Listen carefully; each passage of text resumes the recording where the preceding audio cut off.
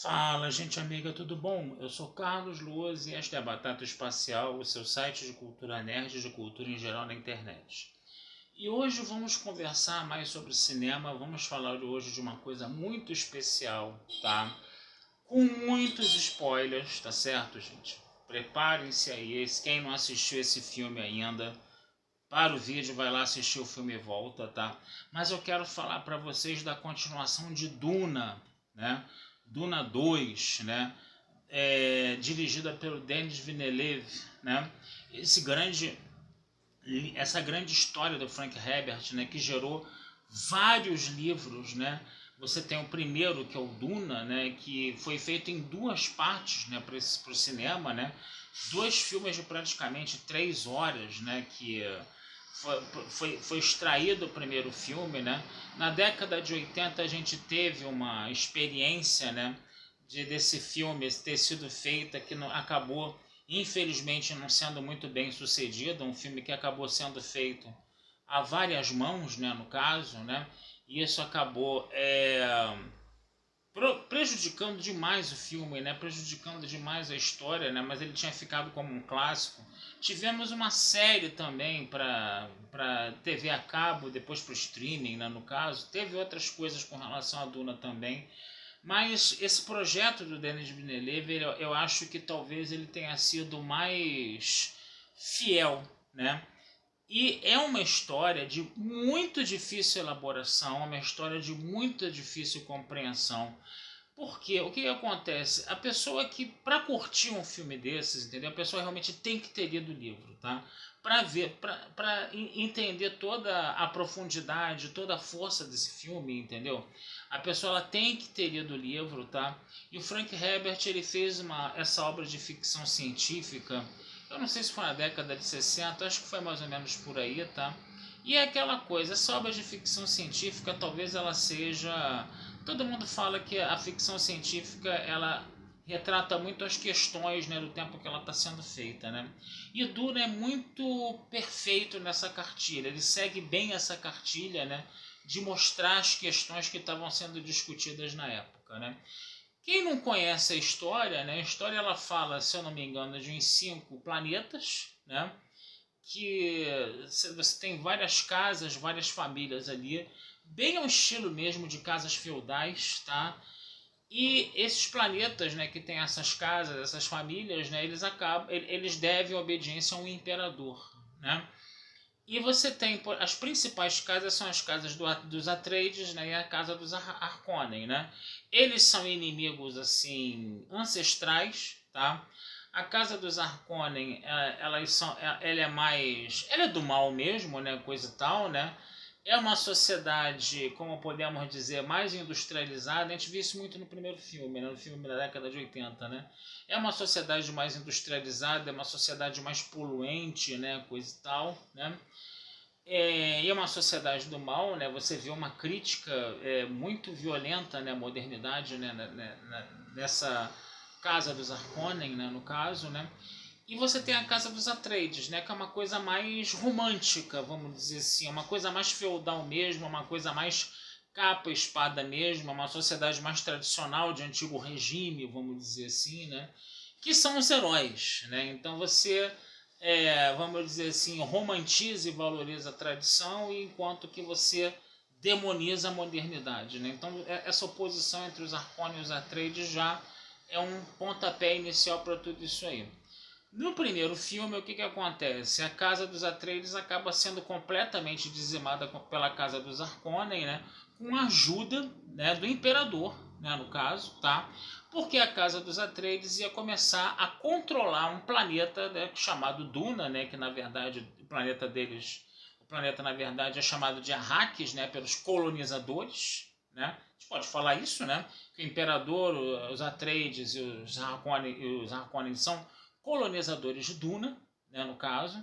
Existe um material que é traduzido como especiaria, né, que é um material que, vamos dizer assim, é tirado das areias, né, coisa e tal, né, uma especiaria lá que tem grandes poderes, vamos dizer assim, né, e que ela é muito cara, né. E essa especiaria ela era controlada pelos Harkonnen e depois ela passa para os Atreides, né, a posse, né, dessas especiarias, né, do controle da exploração dessas especiarias, né. Mas os Harkonnen fazem uma tramóia lá com o Imperador para dizimar a casa Atreides e voltar a fazer a produção de especiaria.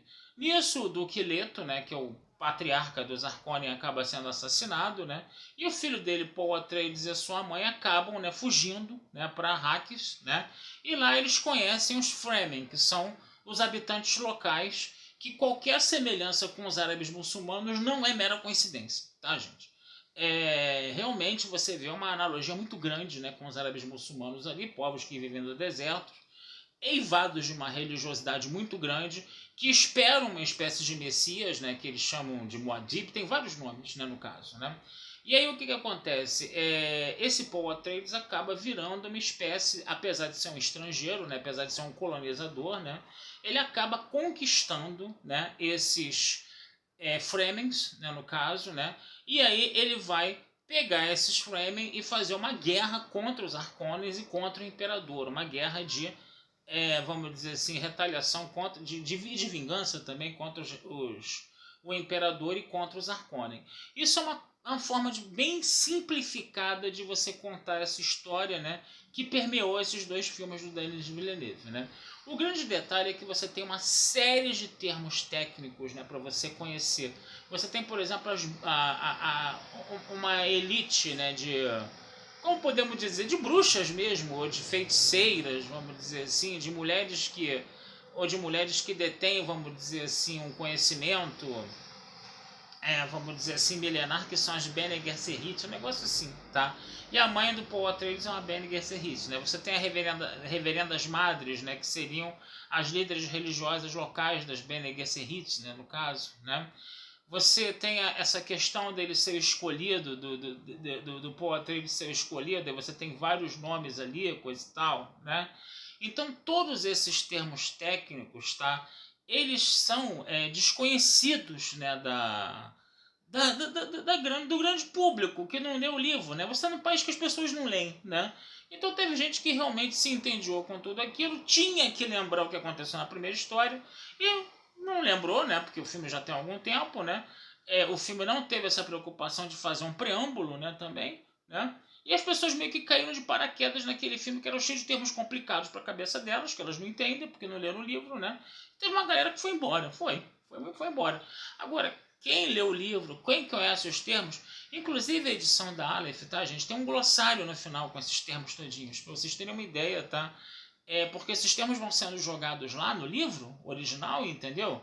E no início você está boiando, você não sabe quem é quem, o que significa esse termo, o que significa aquele termo, e você vai, com a leitura do livro, você vai entendendo aquilo.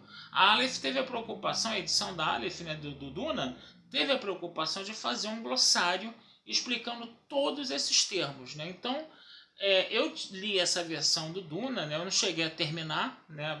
Eu comecei a ler, mas inclusive eu parei de ler o livro, né? Justamente no final do primeiro filme. É interessante isso. Quando o filme acabou, eu falei, pô, parei de ler o livro bem aqui, né? Aí esse segundo filme, o que aconteceu? Eu continuei a ver história, né? Mas eu já tinha um conhecimento prévio do que era história, eu já tinha um conhecimento prévio dos termos, entendeu? Então, pô, essas 2 horas e 47 minutos de filme, eu fiquei vidrado na tela o tempo todo, entendeu? E principalmente com as analogias, né, que você faz, né, com a questão dos colonizadores, aquele negócio todo, a coisa dos Fremen, por viverem num mundo que tem uma água muito escassa, eles valorizam demais a água das pessoas, a água o tempo todo. As pessoas, quando morrem, elas são dissecadas e são jogadas nos depósitos de água, né, que estão guardados lá para no futuro, né, você fazer um planeta com água, né, com campos verdejantes, com mares, esse negócio todo, né. A coisa dos Fremen cumprimentarem as pessoas cuspindo na cara das pessoas, porque para eles estão dando a água deles para as pessoas, entende? As pessoas não podem vomitar, que isso é desperdício de água, né? Então, um filme que já está falando de como o consumo de água no planeta, isso na década de 60, tá? Você tinha um alerta, né, para a escassez de água, né? que poderia acontecer dentro de alguns anos, e o Frank Herbert, né, que é o escritor de Duna, já está na década de 60, né, falando dessa questão da água, né, no caso. Né. Você tem toda essa coisa religiosa também, que lembra muito os árabes muçulmanos, que são os Fremens, né. Você tem esse espírito colonialista, né, dessas duas casas feudais aí, dos Atreides e dos Harkonnen, né, romantizando um pouco mais uma estrutura de antigo regime e demonizando mais uma estrutura capitalista moderna, né? Porque os Fremen, os Harkonnen, eles são uma sociedade mais industrializada, vamos dizer assim. Isso não aparece muito no Duna do Denis Villeneuve, mas você sente, entendeu? No Duna mais antigo, né? Que eu esqueci o diretor agora. É um grande diretor, tá, gente? Esqueci quem fez a direção do Duna mais antigo agora. Mas você sentia que tinha essa coisa mais capitalista para os Harkonnen, moderna, e essa coisa mais tradicional, né, e feudal para os Atreides, né, no caso. Né? Então você vê todas essas questões aí aparecendo, né, no filme. Né? O filme ele é muito elaborado, é uma história muito elaborada, é uma história muito detalhada, é uma história que você precisa conhecer muitos termos, a própria questão dessas magas que são as Bene Gesserit também, que elas meio que controlam as coisas, né? Controlam a forma de pensar das pessoas, controlam, vamos dizer assim, tem um poder muito grande sobre as mentes, os corações das pessoas. Aí você também vê uma outra carga religiosa, você vê a religião como dominação nas Bene Gesserit, a religião como fé popular, né? No caso dos Fremen, né? No caso, né? Então é um filme que tem muitas camadas, gente. É um filme que tem muitas camadas, que o grande barato do filme é você destrinchar essas camadas, você destrinchar esses termos. A questão, por exemplo, dos vermes, né? Que são bichos quilométricos que podem ser domados e que você tem que beber a água daquele verme, né? Só as Bene Gesserit conseguem beber e ficar vivas, né? E aí elas conseguem enxergar o passado e o futuro, né? O Atreides, né, como ele era o escolhido, ele era o Muad'Dib escolhido, né, no caso, que o Muad'Dib era o ratinho do deserto, né, de Duna, que era altamente resistente, mas que também tinha uma conotação religiosa muito forte, né? Ele que era o escolhido era que tinha também o termo era Lisan al-Gaib, né, o nome próprio, né? O Muad'Dib seria, vamos dizer assim, uma espécie de messias, vamos dizer assim, se aproximava mais disso, né? Então você tem essa coisa do Atreides não querendo, Paul Atreides não querendo ser, né, o escolhido, enquanto que todo aquele povo dizia que ele era o escolhido, aquele negócio todo, né? Principalmente os povos do sul de Arrakis, né, que eram muito mais religiosos e muito mais fundamentalistas. Os do norte de Arrakis, né, que tinham a Shani, que era o par romântico, né, do Paul Atreides, entendeu?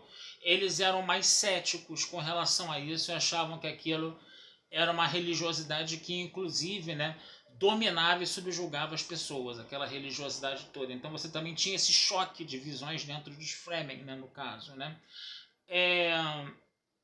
Então, gente, é um filme... Eu acho que é um filme espetacular, tá? Eu acho que você, conhecendo um pouco de história, você lendo o livro, você conhecendo os termos, é trabalhoso, tá? É uma coisa trabalhosa. Mas eu acho que para você curtir um filme desses, ele é altamente prazeroso, né? E detalhe, o filme terminou em aberto, tá, gente? Porque tem as continuações, né? Tem vários livros aí. Dá para você fazer uma franquia legal pra caramba aí, entendeu? E tudo vai depender de como o público recebe isso. Eu acho que o Denis Villeneuve fez uma adaptação muito bacana pro cinema. Muito bacana mesmo, entendeu? E o Paul Atreides é aquela coisa. Se num primeiro momento ele não queria ser o líder religioso, ele queria ser só mais um Fremen lutando, né? Que ele queria só mais fazer parte daquela comunidade. Depois que ele bebe a água da vida, que mata os homens, né? Só as Bene Gesserit conseguem beber aquilo e ficar vivos e enxergar o passado e o futuro.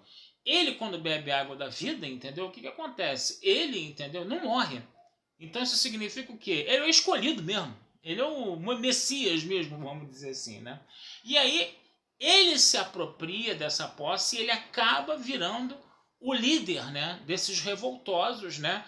E o que ele faz? Ele acaba virando, ao mesmo tempo, o líder desses Fremen, entendeu? Ele é eivado dessa religiosidade messiânica, né, desses Fremen, né, mas ao mesmo tempo também ele resgata a casa dos Atreides também. Então ele faz uma coisa meio que híbrida, né, e ele no final acaba subjugando o imperador, né. É muito interessante a gente perceber isso. Mas ele subjuga o imperador, mas não consegue subjugar as casas feudais. Então o filme termina com o quê?